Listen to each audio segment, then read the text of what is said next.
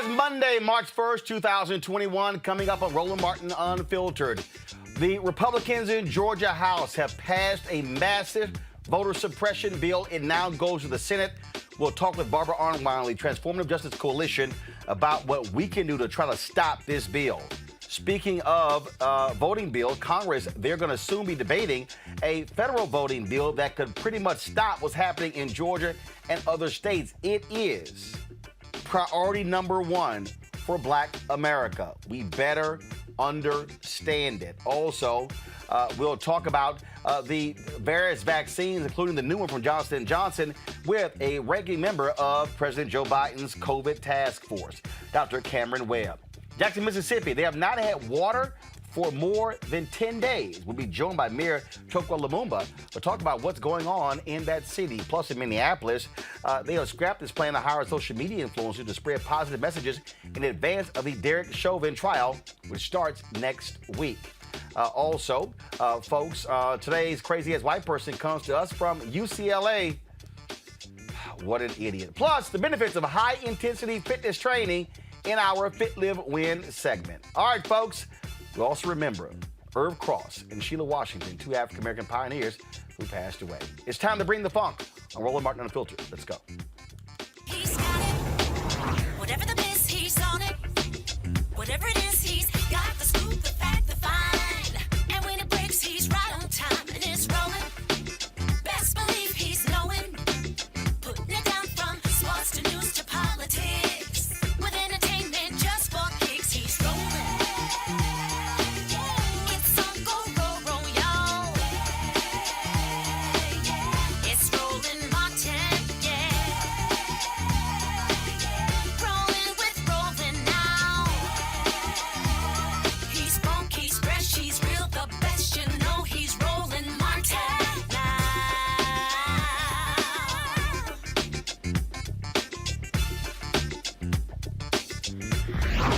Martin. I warned you that Republicans in Georgia and across America were going to do exactly what they are doing. A couple of hours ago, House Bill 531 passed the Georgia House, an onerous voter suppression law. It does a number of things. Stops Sunday voting. Pretty much stops all absentee voting. Folks, it is a shameful and despicable bill that we must target because this is what they are going to do to steal future elections. Joining us right now is Barbara Arnwine with the Transformative Justice Coalition. Barbara, glad to have you on Roland Martin Unfiltered. We've been covering this story consistently. I told folks after Biden-Harris won, after John Ossoff and Raphael Warnock won, this was going to happen. What Republicans are doing in Georgia is what they want to do all across the country. We heard it from that crap yesterday with Donald Trump and CPAC. They're talking voter integrity. No, this is pure voter suppression, and it's all about stealing elections. Absolutely. And they are doing this everywhere. There are 255 voter suppression bills pending in 43 states. That's how they are responding to the success of what we did to get Black voters and Latino voters and Native American voters and Asian voters and young voters to turn out and vote. And in response to that, they come up with these ugly, vicious voter suppression bills. And they have decided that drop boxes and they have decided that absentee ballots are the boogeyman and that they have to, just absolutely do everything they can to destroy those two forms of voting. And they're also after early voting. They're also in Georgia, they're beyond out of control because not only did they do what you mentioned, think about this, Roland, they cut runoff voting from 9 weeks to only 4 weeks. Folks, what they also have done is, and this is the key, they want to not just stop Sunday voting, but they want to cut off weekend voting as well. They want to shrink this as much as they can. This is a tweet that Ari Berman sent out. It lays out what's in House Bill 531, folks. Go to my iPad. Limit Sunday voting to one optional Sunday in each county. One. reduce ballot drop boxes by requiring them to be located inside early voting locations. What the hell? Well, Require a driver's license number, state ID number, or copy of photo ID to vote absentee. Sets a deadline, y'all, look at this one. Sets a deadline to request absentee ballots 11 days before Election Day. Disqualifies provisional ballots cast in the wrong precinct. Ban outside funding of elections from nonprofit organizations. Prohibits governments from mailing unsolicited absentee ballot applications. Creates instant runoff voting for military and overseas voters. Schedules runoffs 4 weeks after Election Day rather than the current 9 weeks. Prevents, y'all, this is how bullshit these people are. Prevents free food and drinks for voters waiting in line to vote and restrict early voting buses to emergencies. If y'all want to understand how sadistic and pathetic these people are, they literally are saying you can't pass out water.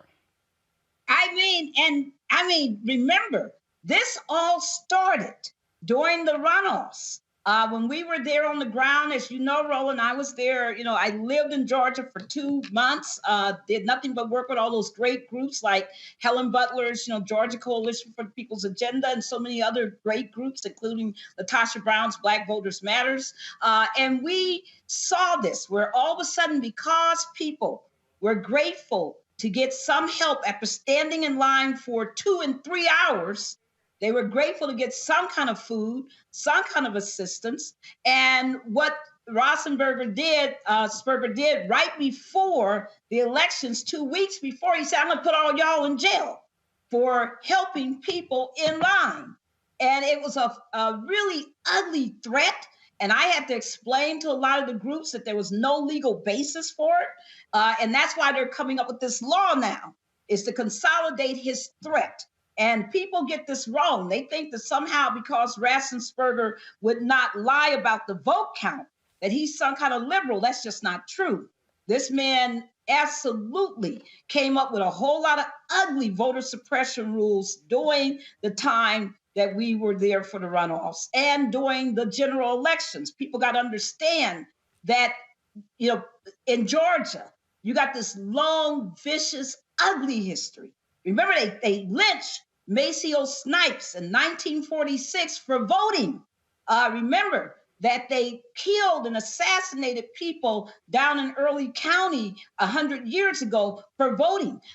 People forget that in Georgia, they still have to this day, Roland, to this moment, what they call blacklists by employers for Blacks who vote. And who vote as they think too progressively, and they prohibit them from being employed in several counties down in southern Georgia. Let's not get this twisted. This is really a long, vicious history, and it's being manifested now with these new laws. Now, remember, we've seen this before. We saw this with the monster bill back in North Carolina, in 2014 and 15. And we will see this again everywhere where we're fighting. But I want people to understand that the number one thing that we have to do is to fight back. We can't sit back and just say, well, they're going to do what they want to do. They're going to be all racist and mean, and there's nothing we can do about it. Yes, there is. And there's a lot that we need to do, urgently about it. So what are you calling on folks to do? I am calling on people to immediately do a couple things. If you're in Georgia, it's not over yet, right? They got to go to crossover. They got to reconcile all these ugly bills. They got, several of them in the Senate. On the Senate side, they got this crazy omnibus bill coming out of the House. And so there's still time, if you're in Georgia, to call your reps and raise a whole lot of sand about this and make sure that they know that it's opposed. We need you to do that, by the way, because at some point this has to go to litigation if they pass, some of this evil stuff. They've already withdrawn a few of them, but we need to really fight this new wave. And what we want to do is make sure that people complain. That's first. But secondly, and more importantly, is we got to talk to these Democrats in the House of Representatives, the U.S. House of Representatives, those on the Capitol, in Congress. We got to tell them, and we also got to tell those senators that they must pass the John Lewis Voting Rights Act. Remember that if you had the Voting Rights Act, if Section 5 was in full effect, none of this could happen.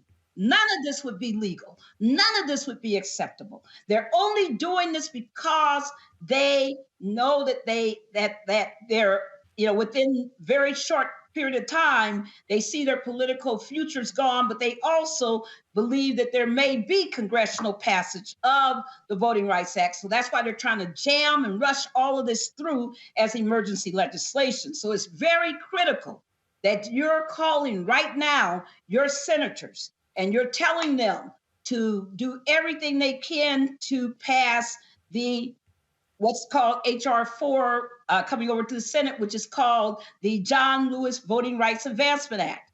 And you need that. I know there's a lot of emphasis on H.R. 1, and that's great, and that's necessary, because it would help with some of these problems. But we need H.R. 4 because it not only would stop all this voter suppression, it also will help when we get to redistricting, which is coming up in the fall. We got to think, strategically, long-term, and very well. But at this point, unless the Dems and others in the Senate, take steps to not make sure there's no filibuster, the John Lewis Voting Rights Act, unless we do that, we're going to be in these battles for years in every single state in the union. 43 is almost all of them. So we need everybody on board. Don't sit back and think that you don't have a dog in this fight.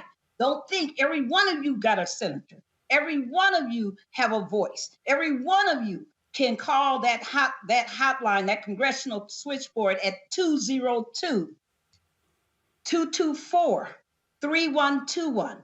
That's 202-224-3121. All right, Barbara Arnwine, we surely appreciate it. Thank you so very much.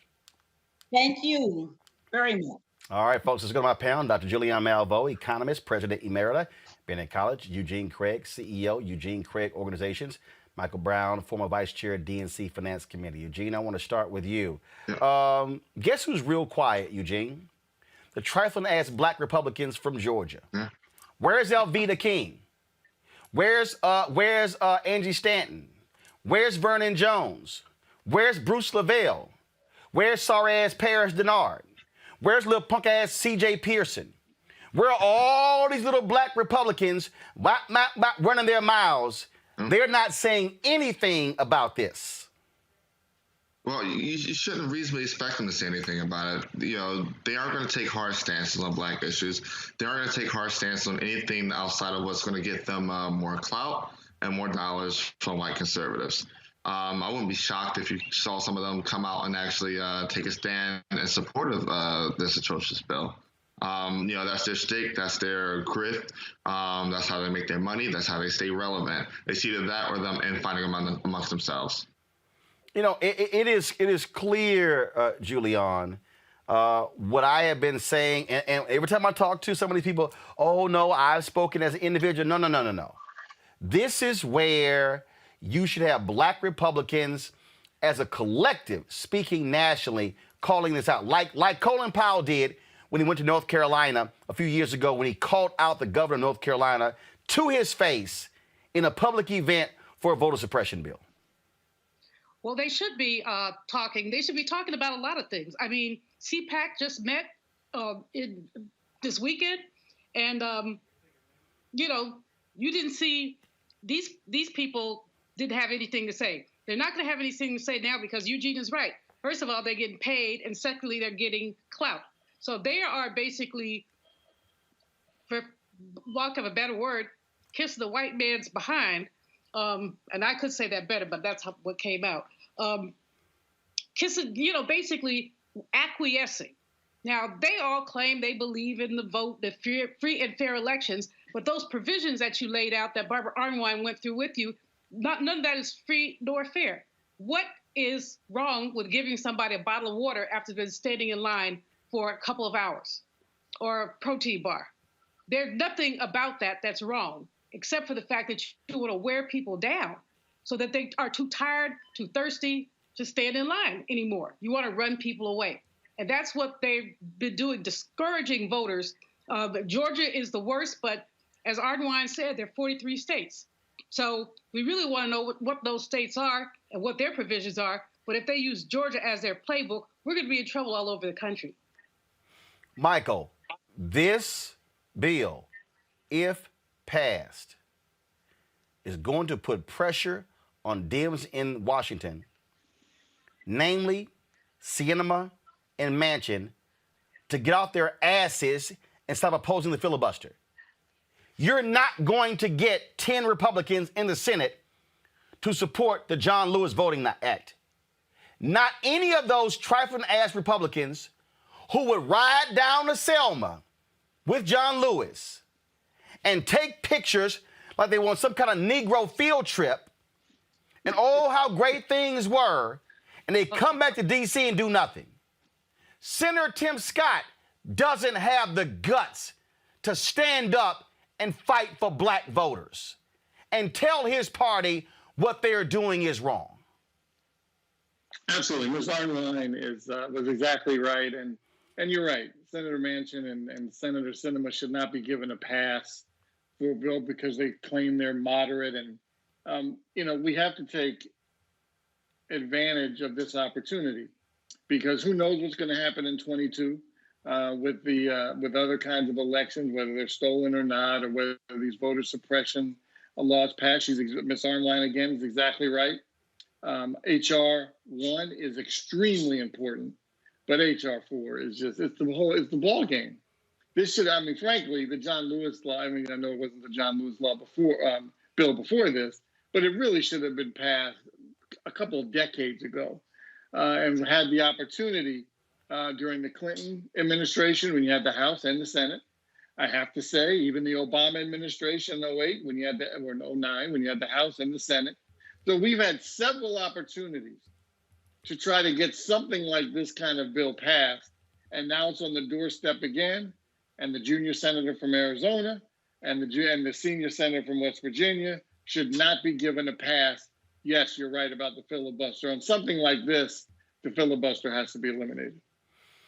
Eugene, the Supreme Court is going to be taking up another voting rights case dealing with Section 2. They likely are going to gut that. If Congress does not pass this bill, Republicans are essentially going to guarantee themselves a free run for the next 10 years or longer. I don't know what the hell these Democrats think they're doing. I don't know how in the hell they think they're going to be able to hold on to the House and the Senate majority in 2022 if they do not pass a major voting bill. You got to pass a major voting bill. The right to vote, the right for people to choose who their elected officials are, who their leaders are, who the folk in power are, is a sacred, should be protected right. And look, I think this should have been priority number 1 on the agenda. You can walk and chew gum at the same time. And, look, HR 1 is important. HR 4 is more important, as Michael said. But the thing is this.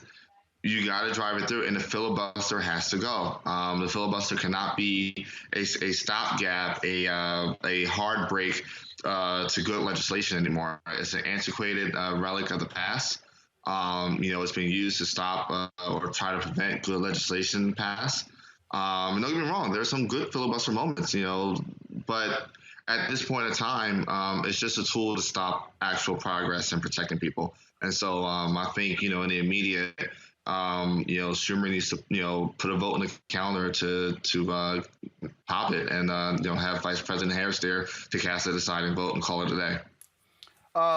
Look, there are a lot of things, and look, I totally get the COVID bill, Julian. I get the bill the House just passed dealing with transgender in sports. I get all those bills. After COVID, this is priority number 1. After this, the George Floyd Justice Act is priority number 2. Absolutely, Roland. Absolutely. This should have come up, much sooner. As Michael said, we've had other opportunities to pass this legislation, just like we've had other opportunities to deal with DC statehood, where we had both the House and the Senate. And that's something that we really need to hone in on.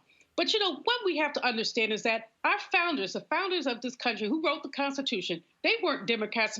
They weren't Democrats, and small d Democrats, democratic.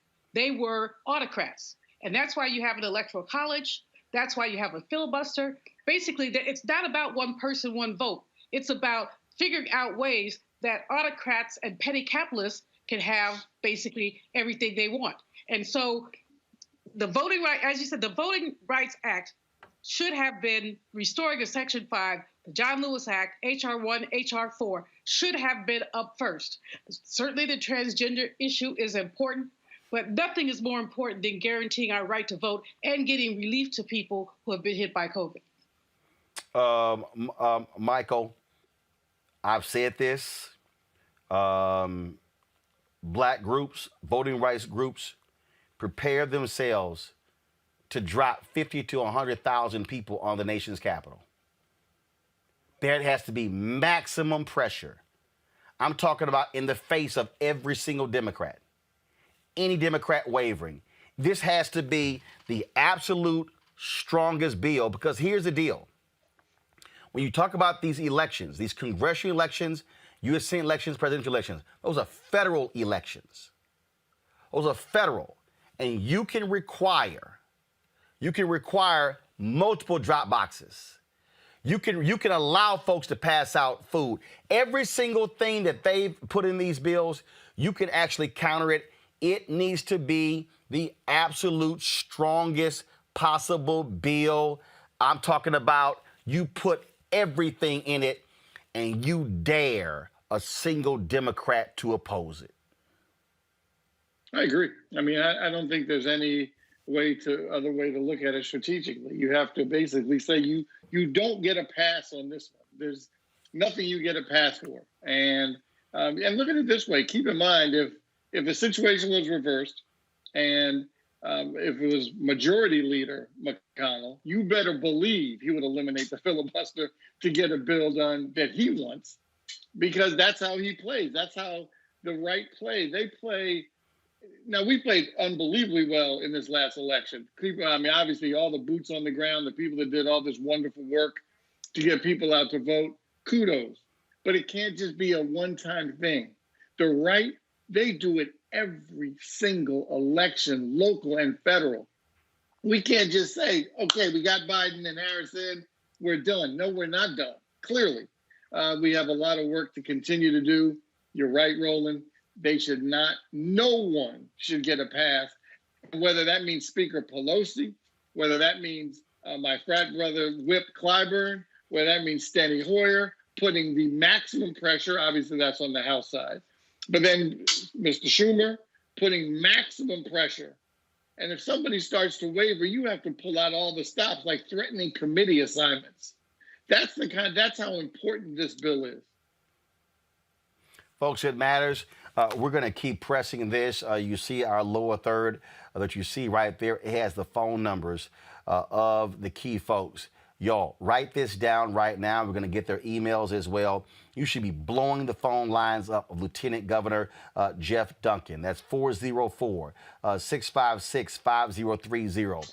Blow up the phones of House Speaker David Ralston, 404-656-5020. Blow up the phones of Governor Brian Kemp. I'm talking about jam them up. 404-656-1776. We're going to get their emails as well. We're going to get their inside phone numbers. We're going to put it out there. They need to feel the heat and the pressure of our people when it comes to this particular bill. And do understand, this is not the last bill. 43 different states, they put bills up. You're going to see, if this passes Georgia, mark my words, Florida, Alabama, Mississippi, Texas, Tennessee, South Carolina, North Carolina, Arkansas, they're going to try to pass this bill all across the state and states they control. I guarantee you it's going to happen. This is why we must tell President Joe Biden, tell Vice President Kamala Harris, tell Senator Chuck Schumer, tell House Speaker Nancy Pelosi, and you tell Kristen Sinema of Arizona and Joe Manchin of West Virginia, we will rain holy hell on your head if you do not move on this particular bill. I'm talking about pressure every day. I'm talking about in their face, meaning we're going to be in the chambers. We're going to be at Capitol Hill, walking the halls. They got to see voting signs every single day. This is about white Republicans wanting to control political power for the next 20 to 30 years. They know they can't win at the ballot box. They know that they have to cheat. We're not going to let them cheat. Folks, this is game on. It's simple as that. And that's the Florida bill. And again, in Congress, the For the People Act, known as the House Resolution 1, is going to be debated on the floor this week. Now, it should pass, but the question is, how major will it be? I told you all of that, what it has to contain. And so it has to be a strong bill. We're going to keep you abreast of what happens when they debate this on the floor. We're going to live stream this on Roland Martin Unfiltered. So prepare for that. We're going to be all over this. And this is where you need black media standing up. This is where I need all these damn black entertainment folks. This is where you've got to have Black Enterprise, Essence, Blavity, Shade Room, Jasmine Brand, Bossip, all these folks, BET, TV One, OWN, Aspire, all of these black networks. This needs to be game on for all of these people. Damn anything dealing with sports and entertainment. That stuff means nothing because this is about our right to vote. Let's not talk about the vaccine, folks. Johnson & Johnson's coronavirus vaccine gained regulatory clearance on Saturday, making it possible for more people to get the shot. Unlike the Pfizer and Moderna vaccines, this only requires one shot and is easier to store. It's no secret that the COVID vaccine rollout didn't get off to the greatest start in December because Donald Trump, the idiot, was in charge. It has improved, although large state-by-state disparities remain, and many are complaining that they can't get the shot, especially lots of black folks. Joining us now, Dr. Cameron Webb, Senior Policy Advisor for COVID-19 Equity with the Biden administration. Dr. Webb, glad to see you here. Always good to see an alpha brother. Sorry, Michael Brown. That's the way it rolls. Cameron, let's get right to it. One of the issues that we still continue to see, black folks, I'm hearing, not shots being administered in largely black areas. I was talking on the phone to somebody, Texas Southern University in Houston, shots are being administered. Shots being administered to Walmart on the south side of Chicago, 10 black folks in line, everybody else white. And so what is being done to get the word out, to let black folks know where shots are being given, how they can get in line, how they can access it? Well, first of all, thanks for having me.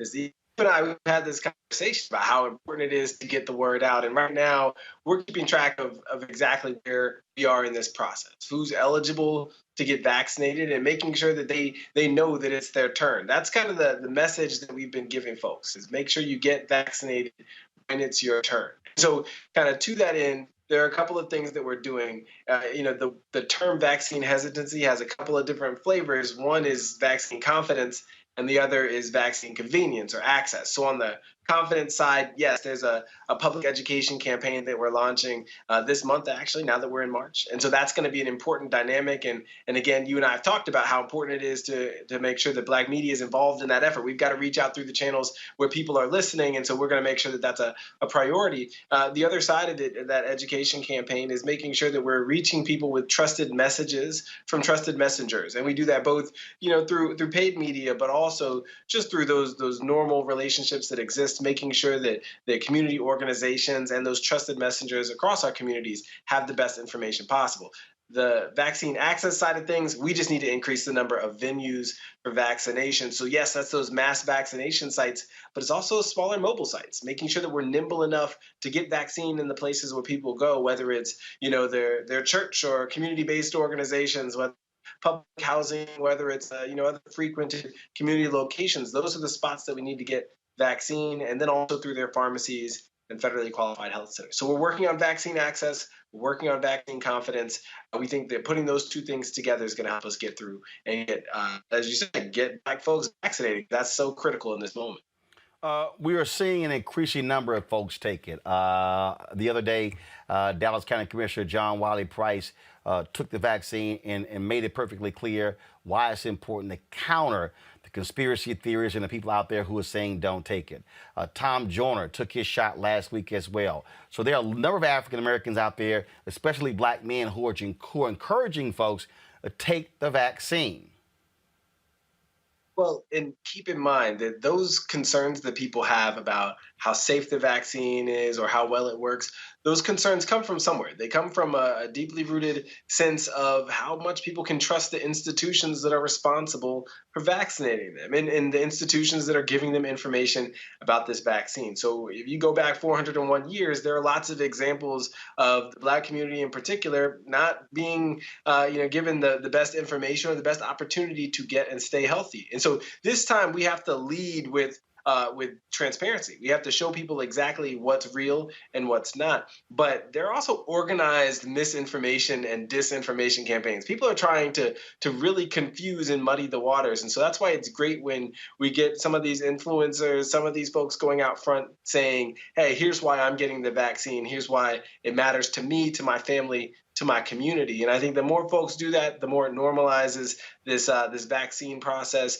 and it creates spaces for people to have those authentic conversations with trusted messengers. And that's what we want to see. I always tell people, I'm not here to sell anybody a vaccine. I'm here to just make sure that people have the best information possible to make a decision for them. And we believe that the decision to get the vaccine is a decision to prevent death, to prevent severe illness, and to save lives in your community. And we think that in the Black community, people will make that decision. Questions from our panel. Julianne, you're first. Roland mentioned earlier, white folks coming to Black communities to get the shot where Black folks aren't there. Is there anything that can be done about that? Or are the sites just open for anybody? Yeah, a lot of things are being done about that. You know, that was a phenomenon we definitely saw playing out early on. And what we said was we have to reserve spots for the communities that we're aiming to get vaccinated at those sites. So one ways that, our mass vaccination site in California was doing this is they were allowing community-based organizations and faith-based organizations to reserve registration spots for their members, for the people who they know, for the people who need to be vaccinated. So that's one mechanism. And then the other mechanisms are just saying that for some of our sites, whether it's pharmacies or federally qualified health centers, that they are required in our federal programs to make sure that a certain percentage of individuals who they give vaccines to are from that community where they're situated, because we're going to them for a reason. And we think that putting those teeth behind the vaccine program is going to help to eliminate some of that tendency for folks to come in and take vaccine. All right then, folks, I certainly appreciate it. Thanks a lot, Dr. Cameron Webb. Have a good one. Good to see you, man. All right, folks. Coming up next, we're going to talk with the mayor of Jackson, Mississippi. They have been without water for a number of days. Residents have been complaining about what's going on. We'll discuss that next right here on Roland Martin Unfiltered. I believe that it's movement time again. In America today, the economy is not working for working people. The poor and the needy are being abused. You are the victims of power, and this is the abuse of economic power. I'm 23 years old. I work 3 jobs. I work 7 days a week, no days off. They're paying people pennies on the dollar compared to what they profit, and it is time for this to end. Essential workers have been showing up to work, feeding us, caring for us, delivering goods to us throughout this entire pandemic, and they've been doing it on a measly $7.25 minimum wage. The highest check I ever got was nearly $291. I can't take it no more. The fight for 15 is a lot more than about $15 an hour. This is about a fight for your dignity. We have got to recognize that working people deserve livable wages. And it's long past time for this nation to go to 15 so that moms and dads don't have to choose between asthma inhalers and rent. I'm halfway homeless. The main reason that people end up in their cars is because income does not match housing cost. If I could just only work one job, I could have more time with them. It is time for the owners of Walmart, McDonald's, Dollar General, and other large corporations to get off welfare and pay their workers a living wage. And if you really want to tackle racial equity, you have to raise the minimum wage. We're not just fighting for our families, we're fighting for yours too. We need this. I'm going to fight for it until we get it. I'm not going to give up. We just need all workers to stand up as one nation and just fight together. Families are relying on these salaries, and they must be paid at a minimum $15 an hour. $15 a minimum anyone should be making to be able to stay out of poverty. I can't take it no more. I'm doing this for not only me, but for everybody. We need 15 right now.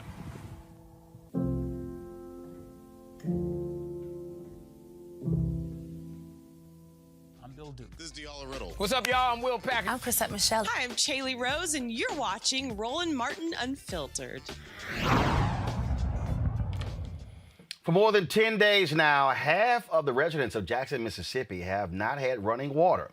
Officials said a majority of the city will see water restored soon, but caution there may be further delays because of water main breaks. Joining us right now is the mayor of Jackson, Mississippi, Chokwa Lumumba. Doc, how you doing? I'm doing well, Roland. Happy to speak with you and your listening audience. Folks were sending me tweets over the weekend. So what's going on? What caused this?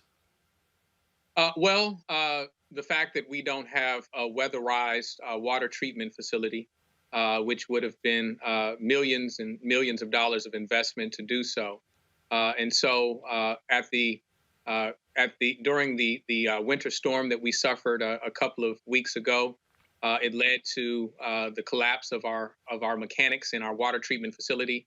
Valves froze, the screens of the portion of the facility which the inception of water comes in was complicated, and it brought down the PSI to about 37 PSI, and it takes about 90 PSI in order for water to distribute all across the city.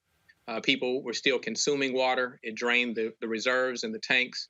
And so essentially we have to start over from scratch in filling tanks and distributing water across the city again. The prolonged period of time in which the winter storm stayed around the city also made it even more, it complicated the problem even more. So we saw the same similar issues in Texas where they were impacted due to the cold weather there. Was this on the city? Was it on private folks? Exactly, whose fault is it? And what break a resident is going to get are the water bills, in terms of what is happening there. Also, are you also telling them to boil their water? I mean, so really what's happening with the folks who do have access to water? Absolutely. So the city was not unprepared. The city was unequipped. The problem is decades of a lack of investment in an aging infrastructure. Also coupled with the fact that we are experiencing hotter summers, colder winters, and more rain during our rainy season, which is taking a toll on our infrastructure. Those are the contributing factors. That's why, we've seen this same narrative not only across the South, but specifically here in Mississippi in multiple cities.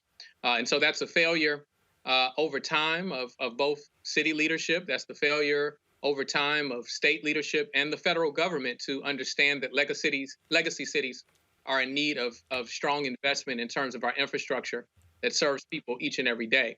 And so our efforts have been not only to restore water, but to meet people where they are with the resources. There have been distribution efforts across the city ever since we've been faced with this emergency circumstance, where we've been delivering water to those areas that are hardest hit. Here in our city, South Jackson gets it worse than the rest of the city because they are furthest away from the treatment facility, which means that the water has the furthest distance to travel to reach them, and especially those individuals living in high elevated areas. It is hard for them as well. So it's been 10 days. When you say restore soon, what does that mean? Next few days, a week, 2 weeks?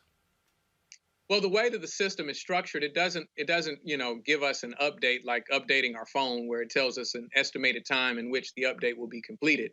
What we can know now is that we are towards the end of our journey because we know that people at the furthest point for which we deliver water Many of those residents are starting to give us reports that they are seeing restoration of their water.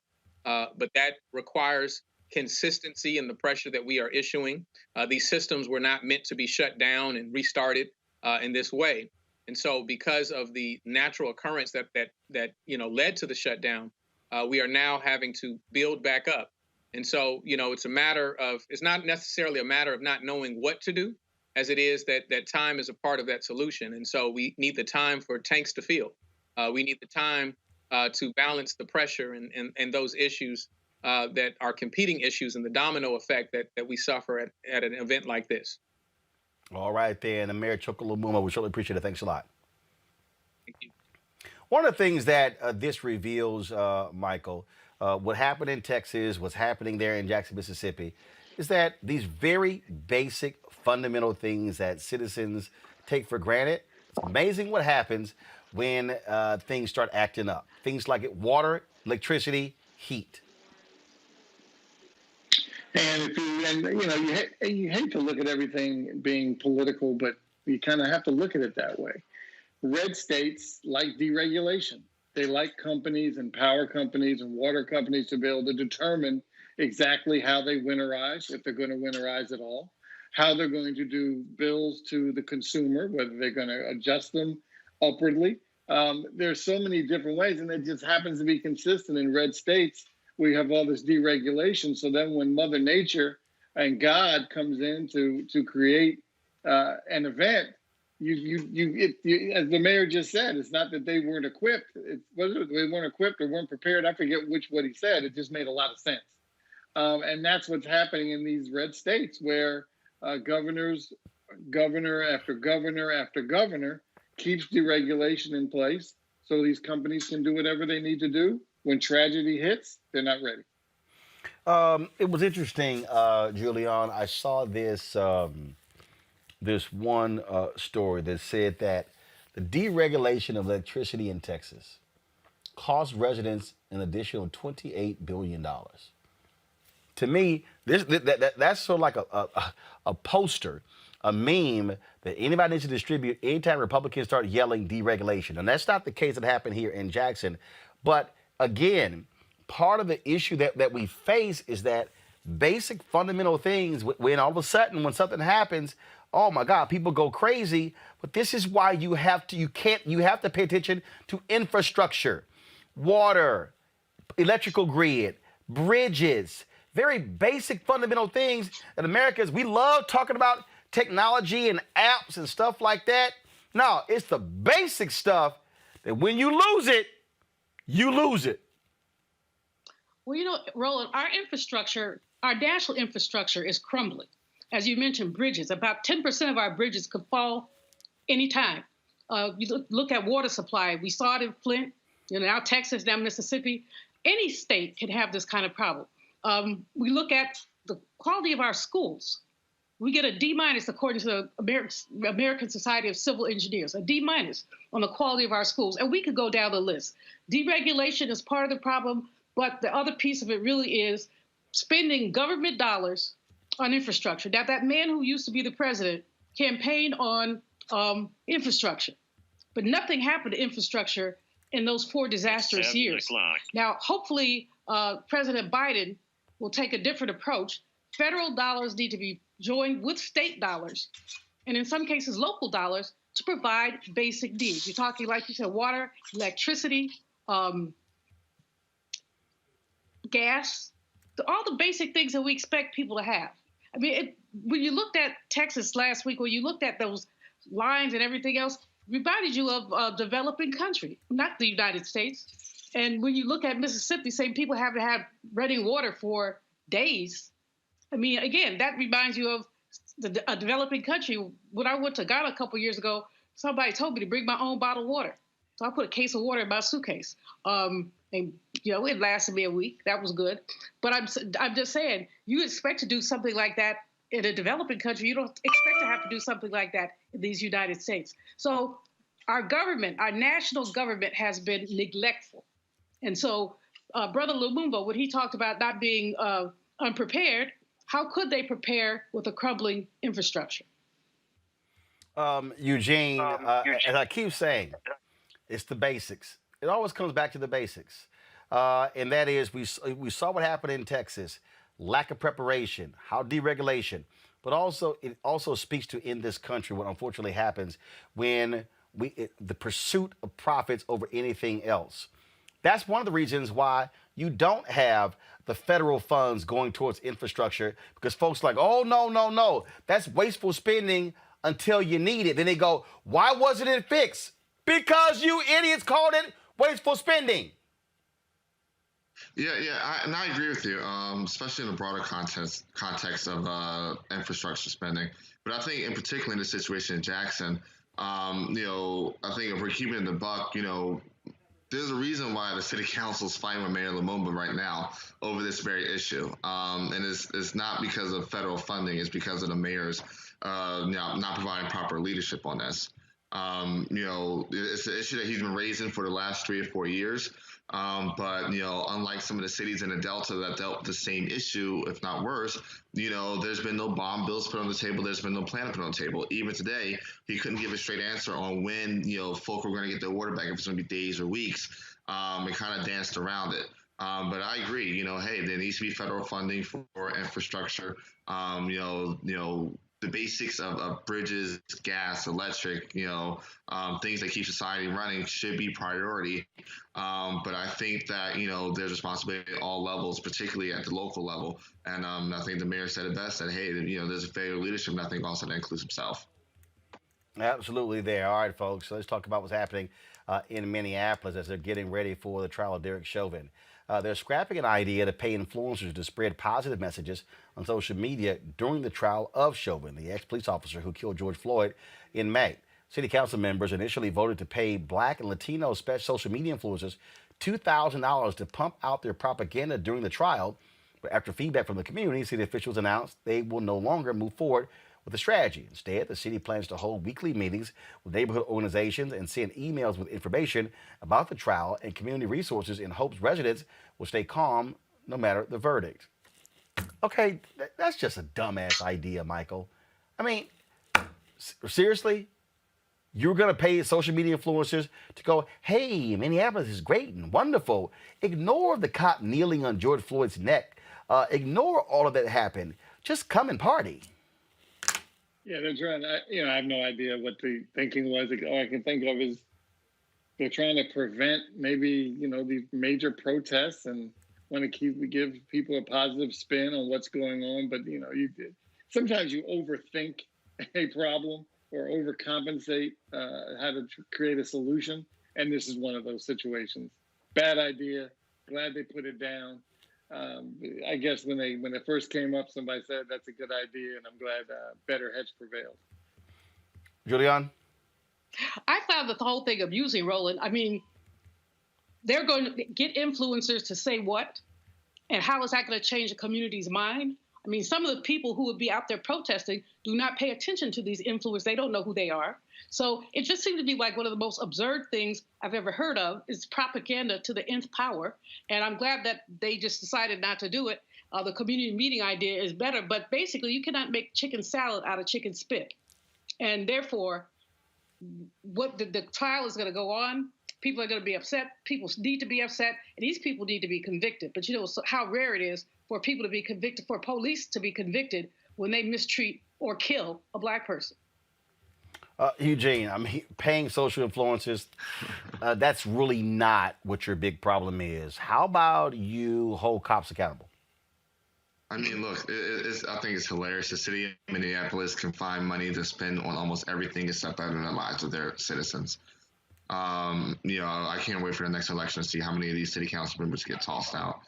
It's just there is a place for social media influencers. Making the city of Minneapolis look good in the wake of George Floyd and Derek Chauvin is not it. I'm just like really confused by the whole social media deal. All right, folks, in North Carolina, legislators are reintroducing a bill that will require the State Board of Education to incorporate lessons on the Holocaust and genocide in the English and Social Studies curriculum for middle and high school students. Activists in the state are urging lawmakers to shut down the bill unless it is amended to include Black history. The bill, which also calls for a Holocaust studies elective to be offered to students, does not mention expanding Black history or at all.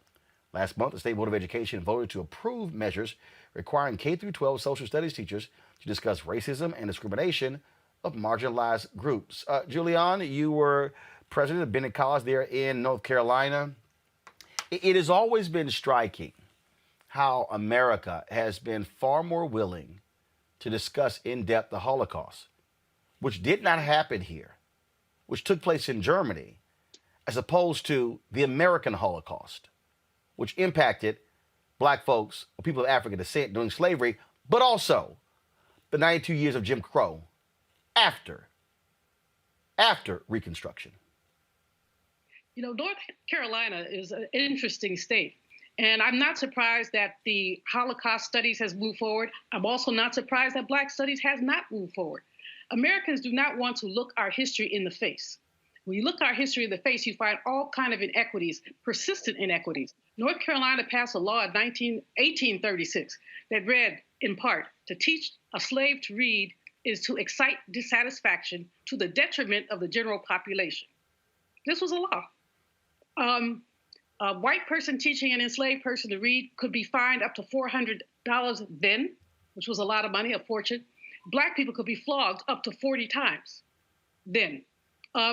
So this is a state that did eugenics, that sterilized people, Black people. They were supposed to pay some reparations. They never did. This is a state that very recently, Reverend Barber had to start Moral Mondays there because of some of the nonsense. So this is unsurprising, but I hope that the legislators who say you must include Black's history, I hope that they hold firm on this, because there are too many white North Carolinians who would not go along with this. They don't want to look their racism, their historical racism in the face. They don't want to know. If you teach students, young people, about the history of enslavement, about the Jim Crow laws and the racism, about the evisceration of the Black Wall Street in Durham, North Carolina. If you taught young people this, perhaps they would not turn into Proud Boys when they grew up. Eugene. I mean, look, I think the Black history absolutely should be included. I think it should be a mandated part of the core curriculum. But the thing is this, I think Julian's right. What we do know is that when people are more educated, they typically tend to toss aside certain ideologies and beliefs. And look, just imagine how few people from North Carolina will call the Civil War the War of Northern Aggression and acknowledge it for what it really was if they actually had an actual curriculum that reflected the actual history. Michael, again, I think it's, look, this is not a question of pitting one against the other, but the reality is if you're going to teach American children Holocaust, you can't ignore what took place in America. Absolutely not. And, it's interesting, and Eugene and Julianne laid it out perfectly. There's not much more I can add, except it'd be interesting if a young white child learned that a Black person was 3/5 of a person. You kind of intuitively say, wow, what does that mean? Why did they do that? Which will give you some other historical perspective. How about during Reconstruction? All the people of color, Black folks that were elected to office all around this country, because obviously people were able to vote and had a different time period than in between slavery and Jim Crow, as you laid out. But then their answer is not them, some of them, their answer is, well, you have Oprah, you have Michael Jordan, you have Obama, everything's fine. And that's their concept, rather than the history of Black people in America, that we built some of these great monuments that you see here in Washington, that you see around the country. The reason the South has an economy is because of the Black folks. The reason they screwed it up is because they weren't paying Black folks, and then when they finally had to, it messed up their whole equilibrium. So if all that was taught, who knows? Maybe young white kids would have a different perspective about what Black folks mean to America.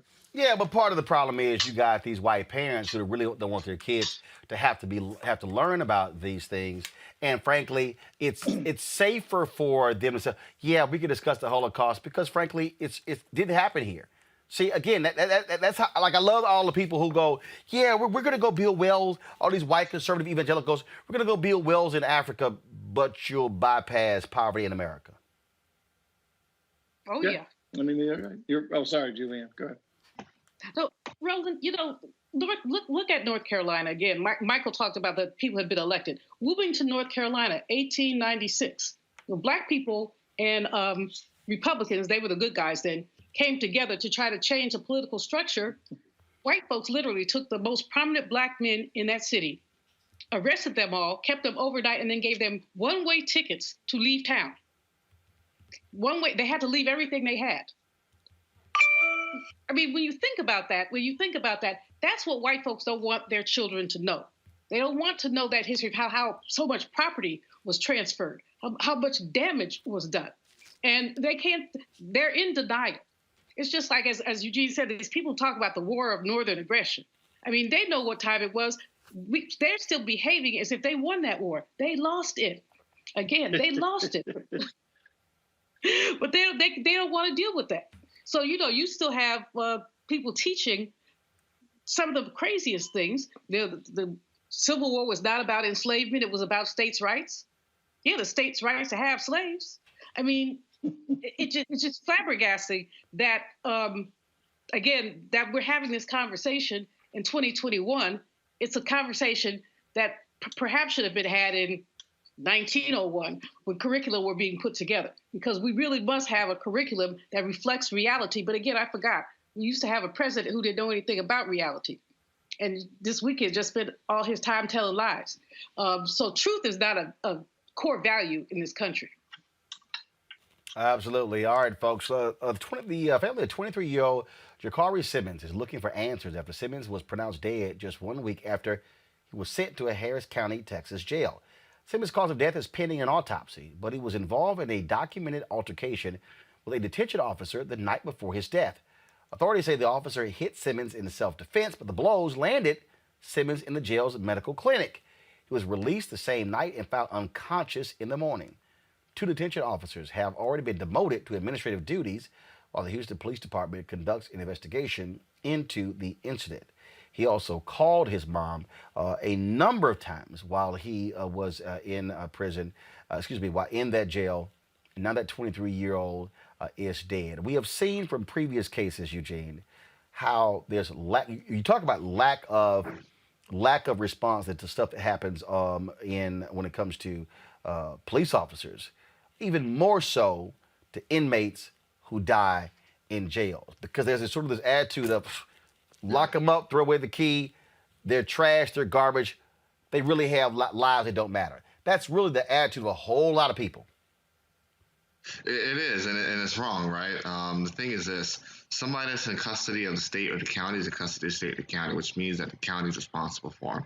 Whether that's a police officer, whether that's the EMT, whether that's a corrections officer, the responsibility ultimately falls on the back of the state and the state, me and the police.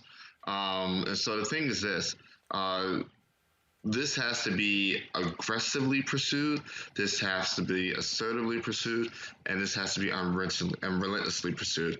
You don't just get into a fight and then you die, and then, think that, the CEOs are going to be absconded from the responsibility of that person. That's not how this works. It's not how it's supposed to work, and they need to be held responsible. This is really a problem consistently, Michael, because there really is this pervasive attitude that people who are in jail, who die, their lives don't matter. And, again, this is America, and we have a different standard. And the standard should be that whether you're in jail, in prison, in county, in some kind of detention center, or not, you still are a life that should be treated properly and fairly. And as you've heard me mention a million times, Roland, I'm going to continue to mention it.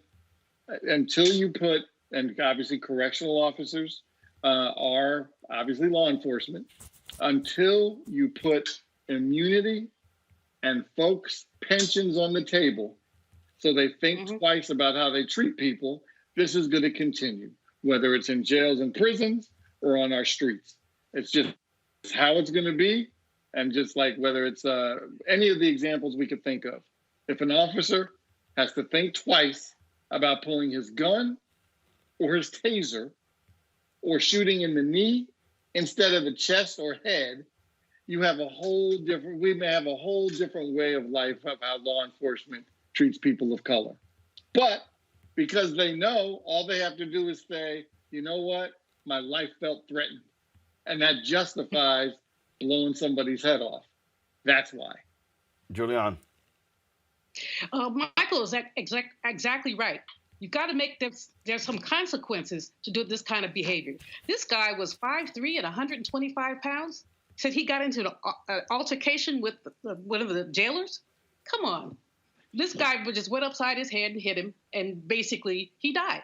And that person should not be pulling a check, should not have a pension. Not only that person, but let's talk about who's in charge of that jail and what their role is and action is. See, because these things don't happen. We hear about the guy who was killed, who died, but we don't hear about the other, I don't know how many, who had altercations, who were hit, who didn't die, but they were still brutalized.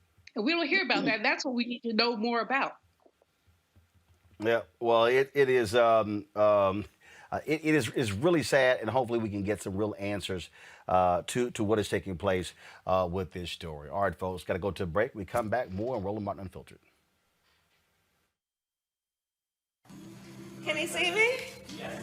Can he hear me? It is great to see you, Madam Vice President. Victor, it is so good to see you. The history making that you are doing, we are so proud of you. It is great to talk to you. Welcome to the International Space Station. As we think about the history that you are making as the first African American to be on the International Space Station for a long duration of time, I want to ask you, as you are in the process of making history, how do you think of those upon whose shoulders we stand and how they have inspired your work? Actually, I think about that piece often. You know, all 7 of us up here are a part of an amazing legacy of human spaceflight. Everything every astronaut or cosmonaut has ever done has led to us being here now in this special time. And so I really appreciate that legacy, and I try to work my hardest to honor it.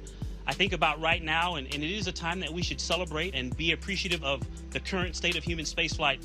But really what I'm most excited about is the future of human spaceflight and the fact that this is going to be the future. This is what we're going to do for the foreseeable future. And so making sure that, yeah, that was a first, but it won't be the only time that that's happened. We want to make sure that we can continue to do new things. My mother would say to me, Kamala, you may be the first to do many things. Make sure you're not the last. So I understand you recently got some fresh air because you went on a spacewalk outside of the space station for the first time. What was that like?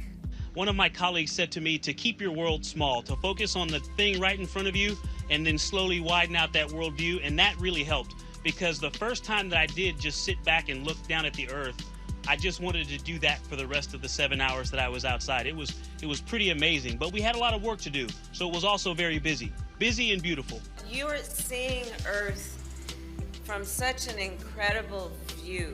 You have an ability to see the challenges that are facing Earth from space.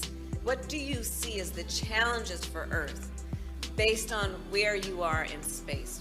It is just a spectacular thing to see from here.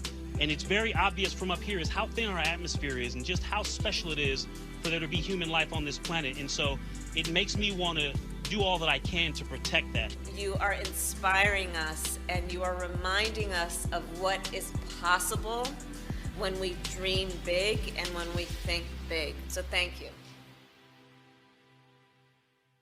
Hello, I'm Bishop T.D. Jakes. How y'all doing? It's your favorite funny girl, Amanda Seals. Hi, I'm Anthony Brown from Anthony Brown and Group Therapy. What up, Lana Well, and you are watching Roland Martin Unfiltered.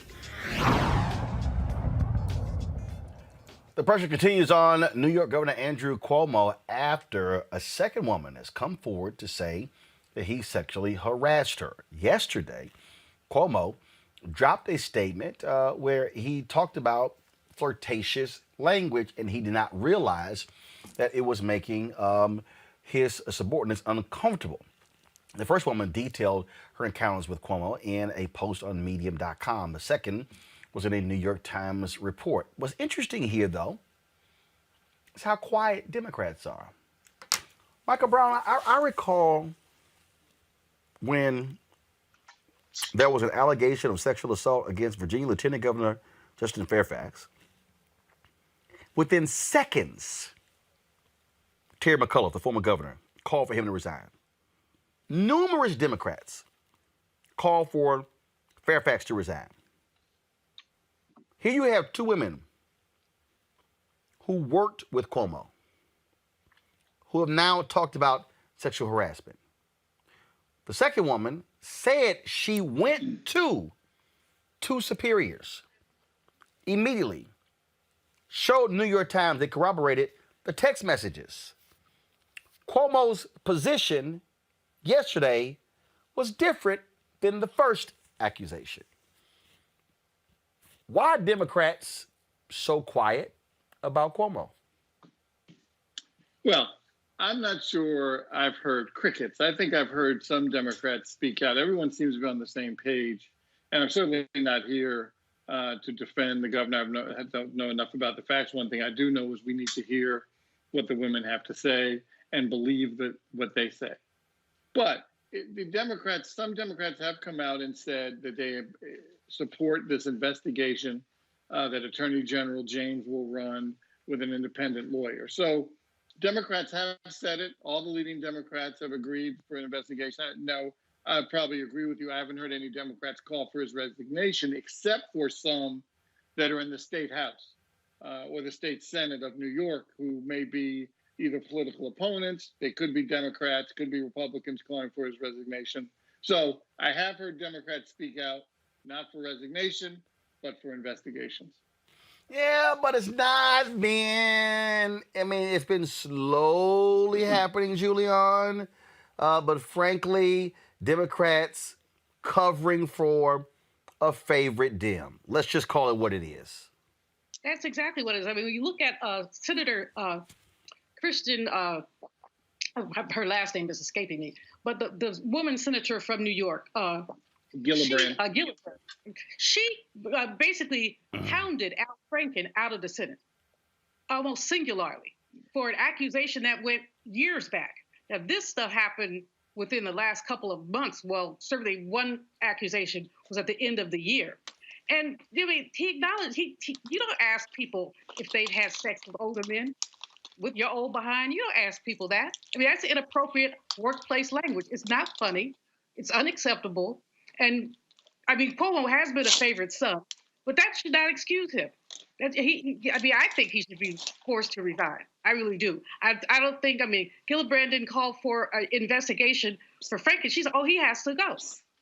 It's ridiculous. So they have the double and triple standards here. I mean, 6 months ago, Andrew Cuomo was a golden boy of the Democratic Party. People were talking about him as a possible vice president or even a presidential candidate. Now, basically, he could buy chopped liver at a dog pound. So I just think that the double standards are very disturbing, and the language as reported, and I do believe the women are telling the truth. They seem quite credible. The New York Times writing was very persuasive. If these things are true, he has no business in public office, period. Eugene, what do you make of, again, Democrats slowly, speaking about Andrew Cuomo? Keep that same energy. When the allegations around, Lieutenant Governor Fairfax came out, they wanted to run him out of town and out of town quickly. And those were flimsy, to be honest about it. They were kind of flimsy. And look, he even said, go ahead and run the investigations. And his story never wavered or changed. Now that they got a favorite son in Cuomo, who's supposed to be a rising superstar again, there is protection and silence and not attacking, right? And it's inauthentic because when you were dealing with Lieutenant Governor Fairfax, Democrats from around the country were demanding he resign, and you had pretty much no real corroborated evidence or anything. I mean, look, many of them did not even call for an investigation. They said, quit now. It was get this black man up out of here, and we'll get the white Virginia Democrat machine to replace him, right? They didn't want him there in the first place, if you recall, back in the election in 2017. But now you got, your favorite son, white governor out of New York, who, stood up to Trump and X, Y, and Z. You're not keeping the same energy. If you're going to be authentic, keep that same energy. Exactly. Yeah, that's all I'm saying. You're going to bring it up. Be consistent. Be consistent when you talk about stuff. But unfortunately, that's not what they're doing. Last night's folks at the Golden Globes, and I didn't watch that bullshit. Why? Because the Hollywood Foreign Press Association has no black members. None. 0. In fact, the former president told Variety on Friday they have not had a black member in 20 years. 20 years. So I said, look, I'm not giving y'all my eyeballs. Didn't tweet about them. Hey, the black folks who won, that's great. I appreciate that. But at some point, you don't reward people for screwing you over, for ignoring you. You don't. I'm going to go to my panel right now. If Michael Brown would get the hell off the phone while we're sitting here talking. Michael, get off the phone. All right, sorry, buddy. Thank you. Put the pink phone down. Sorry, when my children call, I got to answer. Who called? When one of my children calls, I have to answer. All right, that's good. I thought you said your preacher called. I was like, man, come on. I like, you ain't fooling nobody. Let's talk about this here. Come on. This shows you the fraudulent nonsense here. The Hollywood Foreign Press Association. You've not had a black member in 20 years. Okay, let's be clear, y'all. First of all, with the Hollywood Foreign Press Association, you have to write for a foreign publication covering entertainment. So you trying to tell me ain't no black people at any foreign publication? Y'all, the requirement is not you have to be based in the United States. Like, there's not one. 2/3 of the world made up of people of color. They have not had a black member, Michael, in 2 decades. I mean, obviously, it's a disgrace. What's the, isn't there a African-American woman that's head of one of the award shows? Well, no, she used to be head of the Oscars. Used to be head of that. But still, and here's the deal. Yeah. NBC pays the Golden Globes or the Hollywood Foreign Press Association a whole lot of money to air. Yeah. This is where I believe there needs to be diversity writers placed in these contracts. So just like you have some actors who said they're going to sign diversity writers that to work on a movie, the crew has to be X percentage diverse. Guess what? That's what should happen when it comes to this. There should be, say, Hollywood Foreign Press, yo, you ain't got black members, we're going to slap you with a serious penalty and cut the fee we pay you because of that. Yeah, I mean, it's a disgrace. I mean, I don't know what, especially, and you mentioned, obviously the demographics of the planet, but also just the demographics of Hollywood. It's not just white men running things anymore. You have women, you have Black, Latino, Asian folks running things. So it's just interesting that they're not looking as Hollywood, as diverse and lefty as they are, have not taken the steps relative to executives looking like their members. Julian, I love these people who was like, oh no, hey, we didn't even realize there were no black members. I mean, we just didn't notice. That's just hilarious. And they know better. They know better, but they're not going to do better because nobody's going to make them do better. And that's why I like your idea about the contracts. I like the idea about saying, if we're not going to broadcast you unless you have this percentage of, of diversity. of Black folks, of Asians, Latinos, it makes no sense at all. But this is how deeply entrenched racism is in this country and how acceptable it is to be racially exclusionary. Now, many of those folks will tell you they're not racist, but it's okay with them. So if you walk into a room and it's all white men and you don't say anything, you've co-signed that. And that's what you have all these people doing. They're so happy to get their awards that they're not paying attention to the composition of the institution that's selecting the awardees. That's where basically looking at the big picture comes in. Eugene. Look, I'm gonna tell you my position. This harkening back to a conversation that took place on Clubhouse like 3 months ago with like 21 Savage and Meezy and crew. We can't keep waiting for these white organizations to either give us a seat at the table or acknowledge us. I think it's about time that, we have to have our own award shows. We have to have our own organizations. We have to have our own associations because, we at the point where we just got to build our own table and then extend it and create seats for folk. Because if the foreign press that runs the Golden Globes can get away for 20 years from not having a Black member, who knows what else they're going to get away with.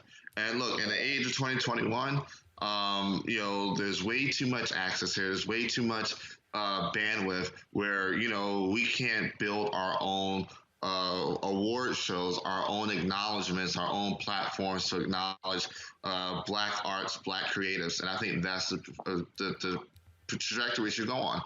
I think it's great to force writers within contracts, hey, maximize the leverage, maximize the check. But I think at the end of the day, we're going to keep, until we build our own and acknowledge our own and add value to our own, we're going to continue to keep running into this, whether it's the Grammys, whether it's the Golden Globe, whether it's the Emmys, whether it's the Oscars, whether it's the MTV Awards, whatever. Because we have no control, and we're essentially, going to continue to have to keep begging for crumbs when we can beat a whole loaf.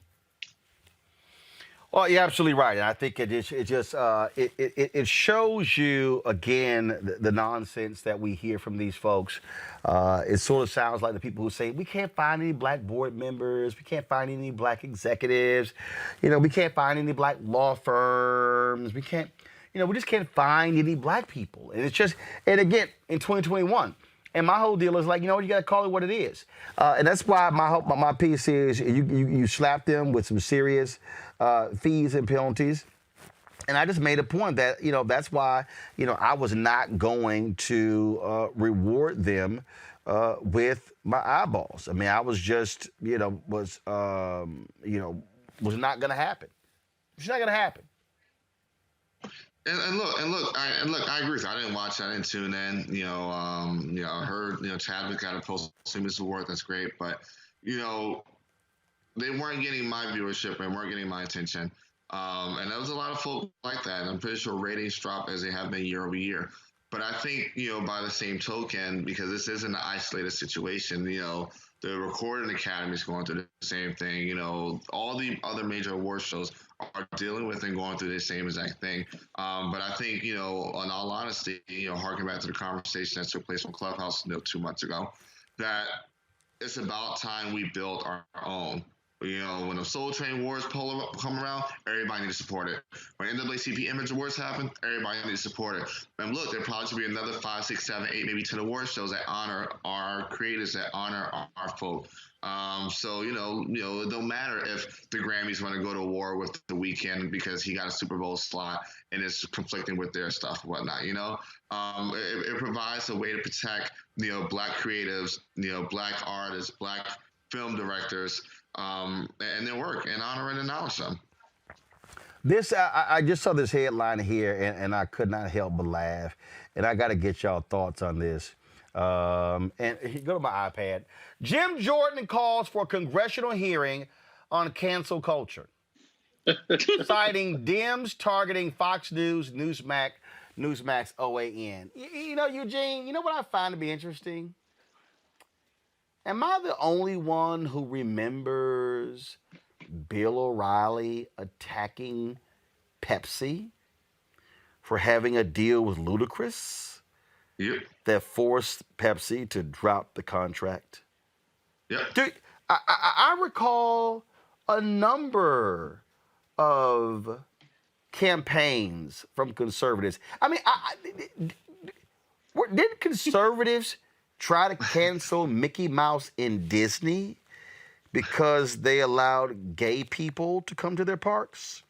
I do recall that. I mean, I just find it interesting. Well, listen. We can go back 3 weeks ago. The conservatives on the Hill attempted to cancel their own conference chair.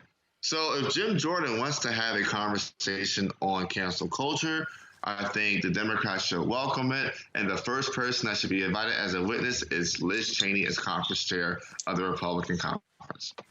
I just get a kick out of these white Republicans who are Giulianians.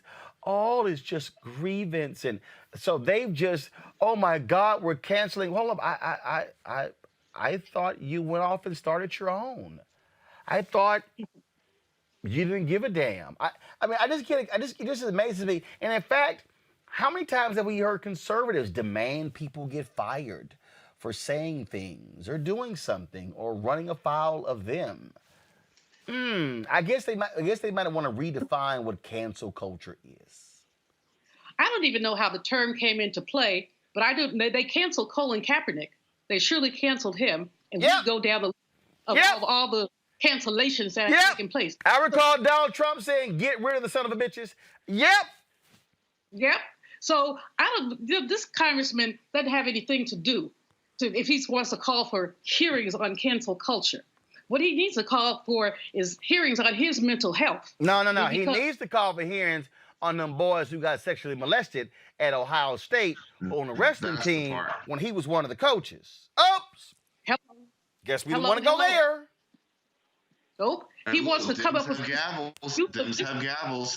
I would say let's do that. You want to hear on cancel culture? Let's have a hearing on wrestling teams in Ohio that have players or wrestlers that have been molested, and see where it goes. I mean, look, at some point in time, Dems got to learn how to fight. And you fight fire with fire. When somebody chooses violence, you sometimes have to choose even more violence and light everything on fire and see who survives. Michael, I just love the whining. Oh my God, it's cancel culture. Grow the hell up. Yeah, they do that best. They're great whiners, and they like to point out deficiencies in everybody else except themselves, and that's how they've been doing it for decades. It's no secret. Jim Jordan is, he's one of the biggest hypocrites walking around, as Eugene just certainly outlined. But the former president, or former number 45, I guess it'll be 45, but the former president has been the king of cancel culture. Anyone that comes out against him or doesn't like what he says, he wants to cancel them and wants to tweet bad things about them. So is Jim Jordan going to bring that up? Probably not. So, who knows?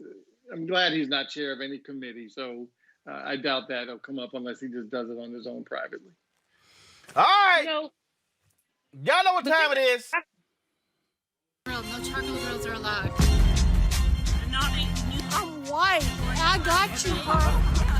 Illegally selling water without a permit on my property. Whoa! Hey! You don't live here. I'm uncomfortable. So, UCLA dismissed one of its cross-country runners after he was recorded having a meltdown because his girlfriend cheated on him with a black guy. Right there, y'all, is Chris Wheeland. He was suspended when this coach first found out about the recordings. But after the audio of Wheeland using racial and homophobic slurs hit the internet, UCLA said they were banning him from their athletic program. Oh my Lord, listen to this.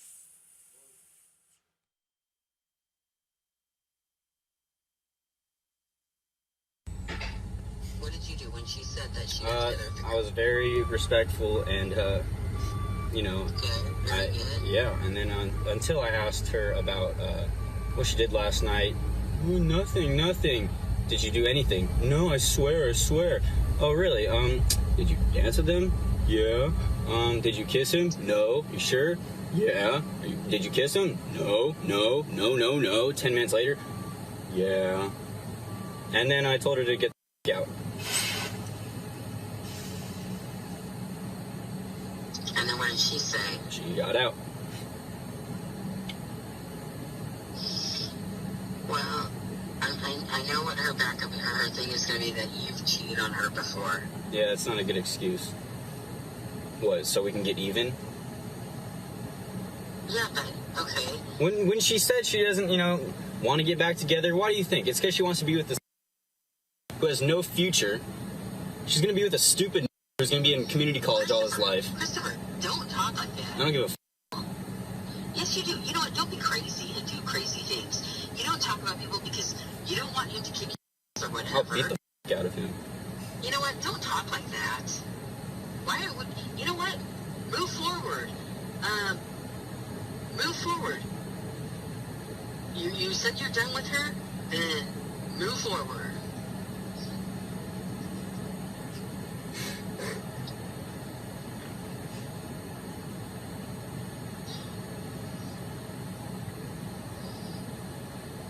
I mean,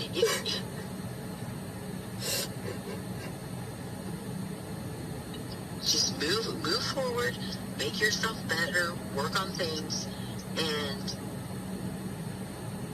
if things are meant to be, she'll come back. I don't want that back. Okay, well then, you know what? There's a lot of other nice girls out there. I'm sure there are that won't cheat. Exactly. Mm-hmm. Exactly. Yep.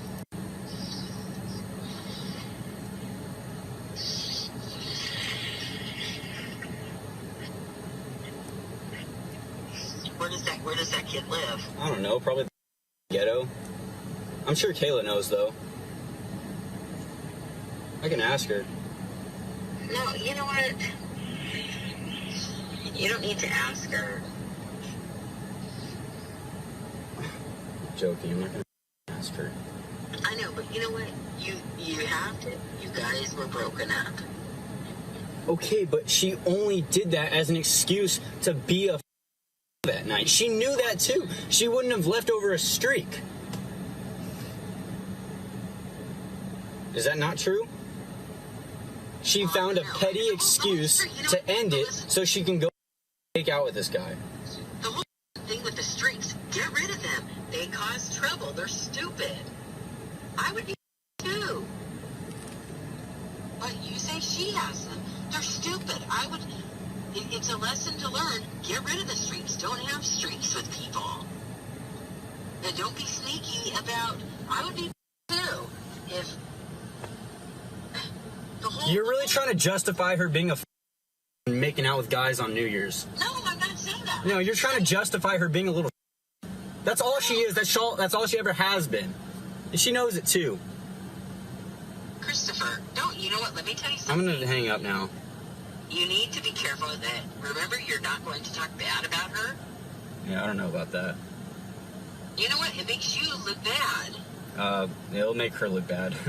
No, it won't. No, it won't. Okay.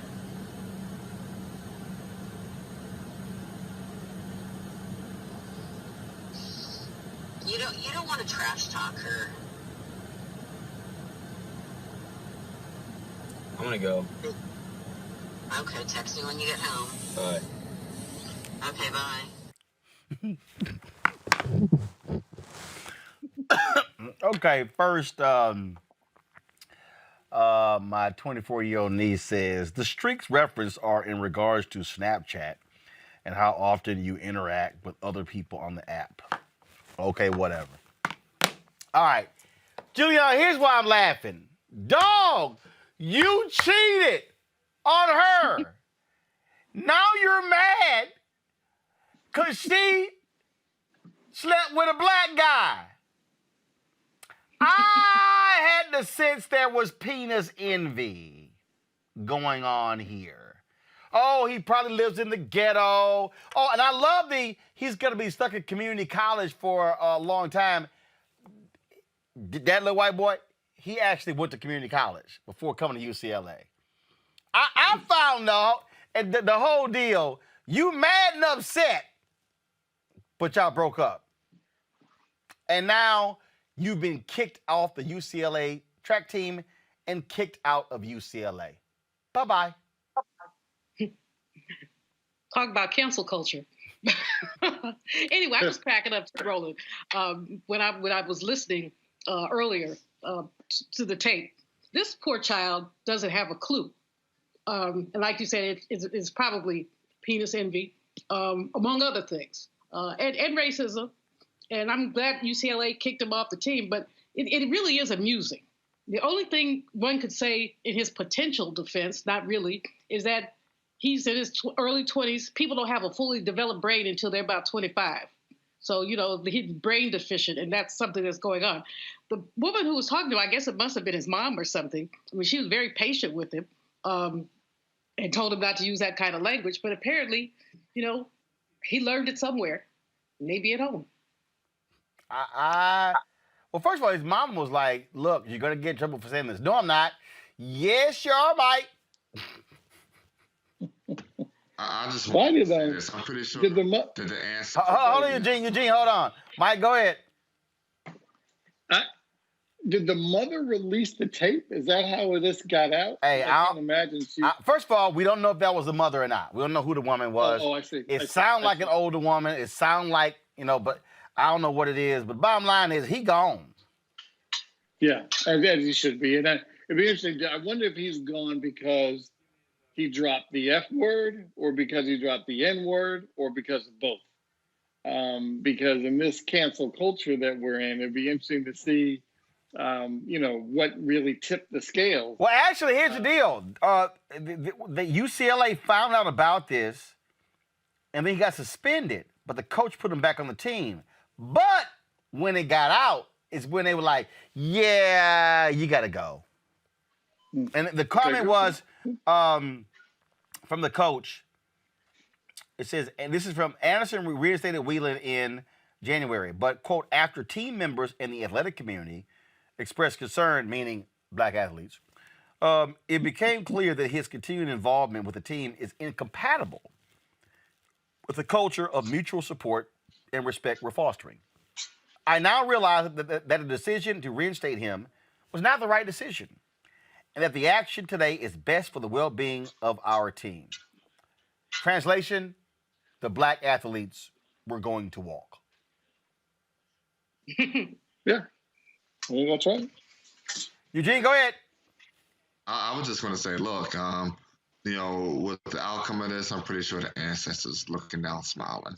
All I can think about as he was going on having his meltdown is the meme that goes around with Martin and Malcolm looking down on the field of a black man whipping a white slave.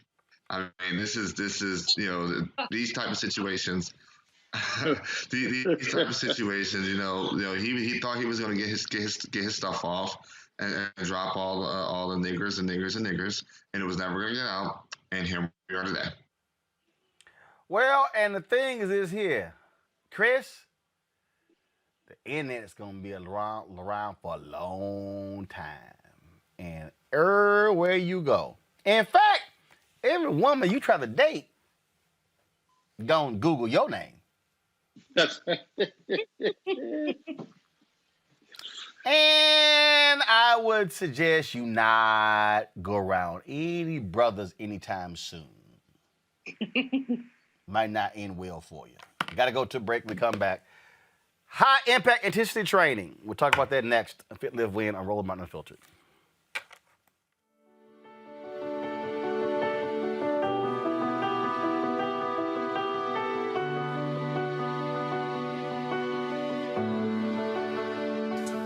I've had the privilege of working closely with President Biden to tackle tough issues under intense and often high-pressure situations. And I know firsthand his commitment to defending our nation and his steadfast support of the men and women that he now leads as our Commander-in-Chief.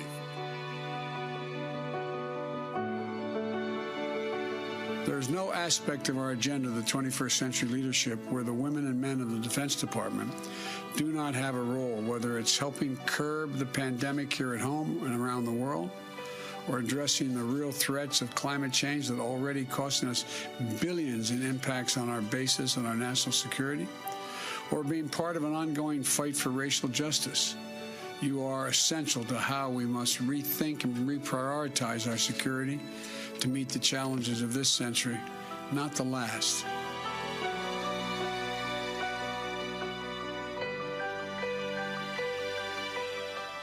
Hi, this is Essence Atkins. Hey, I'm Deion Cole from Blackish. Hey everybody, this is your man Fred Hammond, and you're watching Roland Martin, my man, Unfiltered.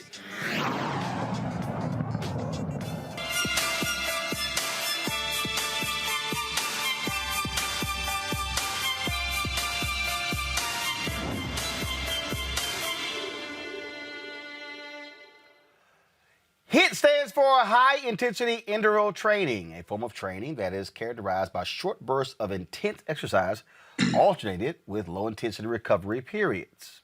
Does it actually work? What does it do? Joining us right now is fitness expert Jim Jones. Jim, what's going on? What's up, Roland? All right, then. First of all, I thought I trained you better. That's a horrible-ass shot. Big-ass light behind your head. I mean, what? Dude, I thought I trained you better than this. You did, man, but your producer set me up like this, man. So what you want me to do, Roland? But you did teach me better than this. Turn away from the big mirror behind you and the big old spotlight. That way, I mean, we can. Thank you. Turn more. We good to go? Turn more. That way, we got the big old bright light, look like the moon in the. There you go. That's better. That's better. Okay, we good to go. We good to go. That's better. My goodness, I swear we went over this stuff like before. I think so, once or twice. All right, so Avery Woodley, who is a fitness trainer, we had her on the show out of St. Louis. We were texting, and she said, I was talking about, I got to do this award show. I said, yo, I'm going to drop 8 to 10 pounds in 2 weeks. She was like, okay, you got to do HIIT training, she said, because you got to mix it up. And I was kind of like, okay, got it. So I have, Dr. Ian Smith had this shred video. It's about 15, 17-minute video. Sure. And it's a combination of where I'm on, I do like these 4 intervals on a treadmill, 4 intervals on elliptical, 4 intervals on a bike, and then you do a final cycle on each one. Okay. So I did it today. So what is the benefit of it? What does it actually do? So you know, Roland, HIIT. A lot of people don't like HIIT because HIIT is a lot of work, right? HIIT, you really got to go in there. You gotta get that high intensity. And so what that's gonna do is gonna allow you to burn more calories in turn, which is gonna burn more fat. And for HIIT training, a lot of people don't know you're burning fat even when you're done working out because your metabolism is so ramped up. Even when you're done, an hour after your workout, you're still in a caloric burning zone. How? But how? I mean, how? Like, okay. So she explained to me. So before I'll be on the elliptical, and the goal was to burn 375 calories, and I typically would do that anywhere from 26, 28 minutes. Okay. But then today, when I did the HIIT training, which was about 15, 17 minutes, yep. I did about 260 calories, but it obviously, time, but that's supposed to be more intense. So. For sure. So again, explain that. So is it the short burst? Is it what is it? I mean, So what it is? Yes, you're just moving. You're just working out so much more intense in a short period of time, right? So you can work out for an hour. I can do 30 minutes of HIIT and burn more calories than someone who's working out for 2 hours because I'm in that anaerobic burning zone, right? I'm at a high intensity for a short period of time. I'm training. On for 1 minute, off for 30 minutes. On for 1 minute, on for 1 minute, off for 30 seconds. Excuse me. So that's just more intense than you just going through your regular progression, your workout where you're changing the song. You're going at your own pace. That HIIT really keeps that accountability, so you're constantly under the clock. If that makes sense. So is it the amount of calories that are being burned, or is it again the raising of the heart rate? The intensity of that moment versus sort of this steady sort of like, okay, I'm building up a sweat, and it takes me 45, 50 minutes to burn 400 calories. For sure, yeah. So that hit, it keeps you in that fat burning zone, right? And you don't get to that zone until you reach a certain, till your heart rate reaches a certain, till your heart rate gets to a certain point. So the hit gets you there much quicker, and then you reach the fat burning zone a lot faster than you would with just a conventional workout. So, like I said, I can get there. I can with the hit. You can hit that zone within the first 10 minutes. With a conventional workout, you could be working out for 30 minutes and still not even hit that get into that fat burning zone. So, so let's talk about the next part. And panel, get ready for your questions, because I know Eugene and Michael. I know Julian ain't trying to ask no questions in this one here. Oh, Eugene ain't got no questions. I already know Eugene ain't got no questions. Wow. Wow. That's my man. What's up, Jim is throwing shade big time.